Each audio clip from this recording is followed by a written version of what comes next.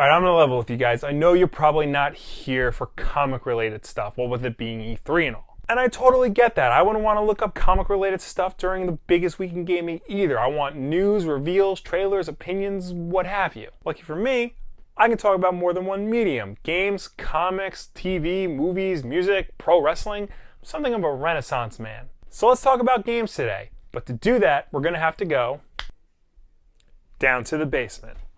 Hey, Bob's not here this week. I can sit in his chair if I want to. So before E3 even started, Telltale Games finally released some information on their upcoming Batman project. And just because we're talking about games this week, doesn't mean I can't talk about comics in some capacity. At the time of this recording, Telltale has released some still images of the game, along with the voice cast, including Troy Baker as Batman, and a statement from co-founder and CEO Kevin Bruner on what the game's going to be about. But as of now, we haven't seen any gameplay footage or even a story trailer. I'm assuming it's going to be similar to Telltale's other recent games, something that's more of an old school adventure game, more focused on story and puzzles than it is on hardcore gameplay. Which is fine, but since this is Batman, I feel like it needs one more thing.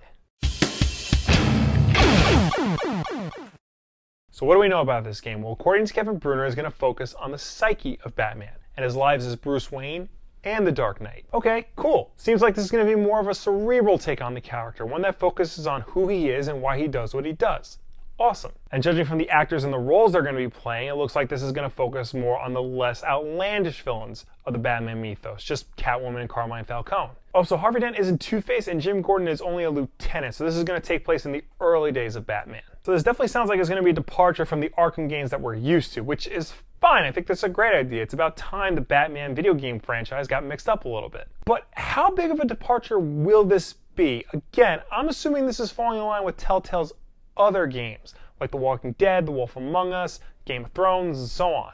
And probably something that will break you as a human if Walking Dead is any indication. Which is all fine. It sounds like this is going to give us a focus on Batman we don't normally see outside the comics. One more on his personal aspects, and one more focused on his detective skills. Great. But what about that one aspect of Batman the Arkham series nailed so well? I'm of course referring to his ability to beat the shit out of people mercilessly. A Batman game based solely on detective work and puzzle solving can be cool, and probably will be if Telltale's doing it, but let's be real here. If you're playing Batman, you're going to want to hit somebody. And that's what makes me very interested and also kind of nervous, because Telltale games aren't really known for their combat. There was some mild shooting elements in The Walking Dead, but it was never the main focus, and it was often very basic and kind of clunky. Even in Tales from the Borderlands, a game which is based on a first-person shooter series, didn't have complex combat in it. So it stands to reason that Batman is going to get into fisticuffs at some point in this game.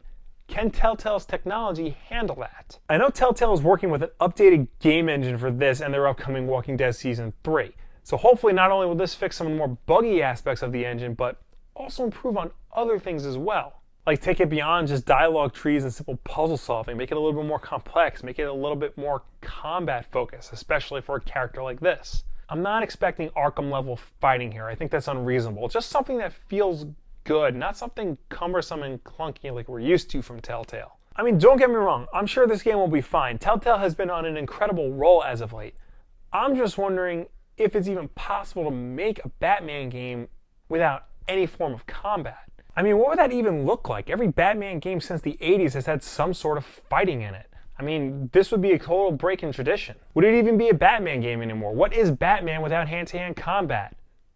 Wait, I get it now. You're making me think, Telltale. I see what you're saying. Okay, I'm on board. Sign me up. Season pass bought. Let me know down below or anywhere on the internet what you think of Telltale's upcoming Batman game. Are you excited? Do you think it can work on just story and puzzle solving alone? Are you upset that Kevin Conroy isn't returning to be Batman? Nothing against Troy Baker. I enjoy his Lego Batman very much, but come on, let's be real here. As always, guys, like if you like, subscribe if you really like, share this video with a friend. Thank you so much for watching. I really can't stop fidgeting in this chair, so I'm going to end it. Have a good night. I watched him play a little bit of Heavy Rain, and I watched him play a little bit of The Walking Dead, and it looks right up my alley. I think the problem is that these narrative games don't fill a void in my life. When I want to watch a movie, I'll watch a movie. Or when I want to play a game, I'll play a game. This is something I've actively been trying to do for a while. Just pare down my pull list till it gets smaller and smaller to the point where there's nothing there, so I can just sort of recalibrate and rethink how I'm doing things. So why am I doing this exactly? Well, budget for one thing. At my peak, I was spending between $40 and $60 on my monthly pull list.